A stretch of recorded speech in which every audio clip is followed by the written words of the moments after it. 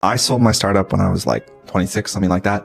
And then I took a year off. And in that year, which is hard to do, it's really hard to do in Silicon Valley, because like in a place where social status is determined by your job and what you're working on, like when you show up at a party and someone says, oh, what are you working on? And you're like, I'm kind of just taking the year off. Like you can sort of see in real time, their eyes like look for someone else in the room to talk to. It doesn't feel that good. It's an incredibly privileged thing to be able to do this. But if you are in the position between jobs where you could take a year off, I highly recommend it. I think it was like one of the 2 or 3 best career things that I ever did.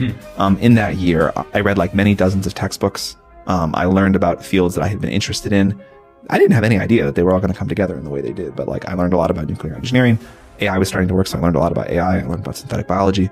I learned about investing. That was the year that I started being like, well, I had made like maybe 4 angel investments before this, that I was like, all right, I'm going to get serious about this and try it and see if I like it. I traveled around a lot. I kind of like really got a feel for, much more of a feel for like what the rest of the world is like. I met people that were working on all sorts of different things who were nice enough to talk to me. I got badly needed time to reconnect with my friends and family. I just got caught up on life. And I just sort of like helped people that seemed, I had unlimited time, right? Yeah. So if I met someone interesting and that seemed good and needed help, I would just help them.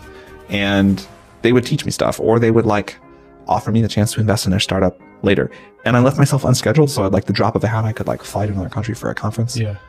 And I started doing all this random stuff. And out of all of it, almost all of it didn't work out. But the seeds were planted for things that worked in deep ways later.